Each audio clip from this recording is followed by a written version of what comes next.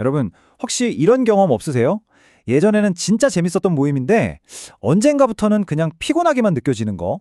막 시끄러운 대화 속에서 에너지가 쭉 빨리는 듯한 그런 느낌. 많은 분들이 내가 변했나? 나 왜 이렇게 냉정한 사람이 됐지? 하고 걱정하시는데요. 오늘 얘기 들어보시면 이게 내 성격 문제가 아니라 우리 뇌가 더 똑똑하게 진화하면서 나타나는 아주 자연스러운 과정이구나 하고 아시게 될 겁니다. 바로 이 질문이죠. 한때는 시도 때도 없이 연락하던 친구한테 문자가 오면 반가움보다 좀 피곤한데 이 생각이 먼저 드는 순간. 분명 즐거웠던 자리였는데 집에 돌아오는 길엔 완전히 방전된 것 같은 그런 기분. 이 모든 현상 뒤에는요, 우리 뇌에 정말 놀라운 변화가 숨어 있습니다. 자, 이 두 가지 관점 한번 보세요. 우리는 보통 왼쪽처럼 생각하면서 자책하기 쉽죠. 내가 사회성이 떨어졌나 봐 하고요. 하지만 뇌과학자들은 전혀 다른 얘기를 합니다. 바로 오른쪽이죠. 이건 성격의 결함 같은 게 아니고요. 뇌가 스스로를 최적화하는 일종의 업그레이드 신호라는 겁니다. 네, 바로 그 피곤함, 그게 핵심 신호입니다. 우리가 느끼는 사회적인 피로감은 사실 변화된 뇌가 우리한테 보내는 아주 의도적인 메시지인 셈이죠. 그러니까 진짜 안심하셔도 됩니다. 여러분이 사람들을 좀 피하게 되는 건 사회성이 떨어져서가 아니라 뇌가 불필요한 에너지 낭비를 막으려고 하는 거예요. 마치 컴퓨터가 진짜 중요한 프로그램에 CPU 자원을 몰아주듯이 우리 뇌도 자원을 재분배하는 과정일 뿐입니다. 그럼 뇌는 대체 어떻게 이런 효율적인 상태를 만드는 걸까요?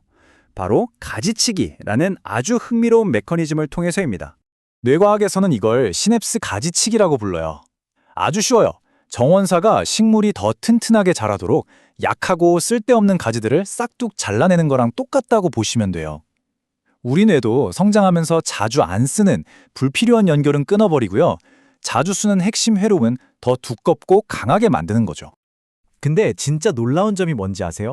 뇌가 평생에 걸쳐서 해오던 이 신경망 가지치기를 이제는 우리의 인간관계에도 그대로 적용하기 시작했다는 겁니다. 뇌가 스스로 판단해서 이 관계는 좀 비효율적인데? 하고 느끼는 관계들을 정리하기 시작한 거죠.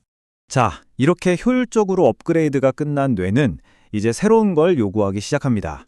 바로 우리의 사회적 교류에서 더 높은 수준의 자극을 원하게 되는 거예요. 이걸 지적밀도라는 개념으로 설명할 수 있어요. 이건 학력이나 IQ가 높다는 얘기가 절대 아니고요. 내 소중한 시간과 에너지를 어디에 써야 가장 가치 있을지 판단하는 의식의 해상도가 높아진 상태를 의미합니다. 뇌가 이제 가십거리나 피상적인 대화가 아니라 의미 있는 정보랑 깊은 통찰을 갈망하게 되는 겁니다. 이 표가 그 차이를 아주 극명하게 보여주죠. 과거의 뇌는 남들 뒷담화나 그냥 떠도는 소문 같은 저해상도 정보에도 흥미를 느꼈어요. 하지만 지적 밀도가 높아진 뇌는 그런 대화에서 극심한 피로와 답답함을 느낍니다. 에너지를 충전하는 게 아니라 오히려 에너지를 그냥 탈탈 털리는 느낌이죠. 바로 이겁니다. 한때는 즐거웠던 대화가 이제는 귀를 긁는 소음처럼 느껴지는 이유. 여러분의 뇌가 더 높은 주파수의 신호를 원하기 시작한 겁니다. 여러분은 나쁜 사람이 된 게 아니에요.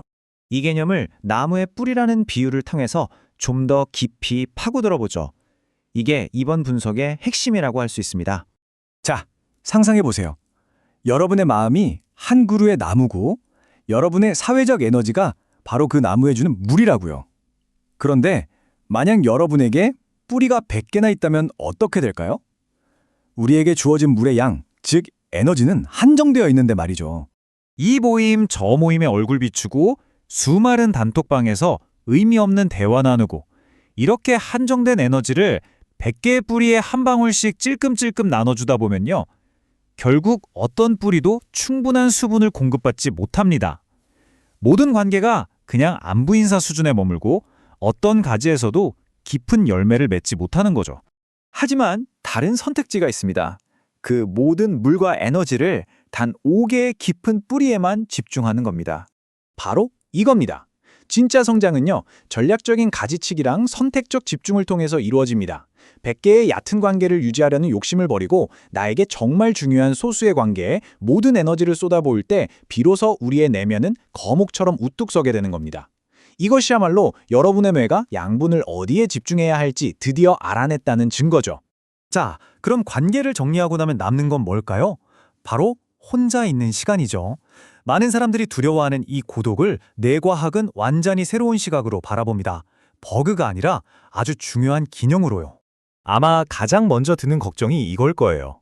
친구들을 떠나보내고 나면 결국 혼자 남아서 고립되는 거 아닐까 하는 걱정. 하지만 뇌는 이 시간을 아주 특별하게 사용합니다. 뇌과학에는 디폴트 모드 네트워크, 줄여서 DMN이라는 개념이 있습니다. 이 뇌 영역은요, 신기하게도 외부 자극이 사라졌을 때, 즉 우리가 조용히 혼자 있을 때 가장 활발하게 작동합니다. 자기 성찰, 미래 계획, 창의적인 아이디어 같은 고차원적인 생각이 바로 이 시간에 이루어지는 거죠. 쉽게 말해 이렇습니다. 다른 사람과 함께 있을 때 우리 뇌는 외부에서 들어오는 수많은 신호를 처리하느라 정신이 없어요. 하지만 혼자가 되는 바로 그 순간, 뇌는 비로소 자기 자신을 위해 일하기 시작합니다. 고독은 외로움이 아니라 뇌가 드디어 자기 자신에게 집중할 공간을 확보한 상태인 겁니다. 그리고 정말 놀라운 일이 벌어집니다. 낡은 관계를 정리하고 만든 그 빈자리가 그냥 공허함으로 남는 게 아니에요. 여러분의 생각과 삶의 방식이 바뀌면서 자연스럽게 현재의 여러분과 같은 주파수를 가진 새로운 사람들이 그 공간으로 걸어 들어오는 초대장이 되죠. 낡은 가지를 쳐낸 자리에 새 가지가 돋아나는 것처럼요. 기억하세요. 여러분은 차가워진 게 아닙니다. 더 현명해진 겁니다. 이건 여러분의 뇌가 보내는 아주 건강한 성장 신호예요. 자, 여러분의 소중한 에너지를 쏟을 가치가 있는 곳은 어디인가요? 이 질문을 스스로에게 던져보면서 더 풍요로운 인생의 다음 계절을 맞이하시기를 바랍니다.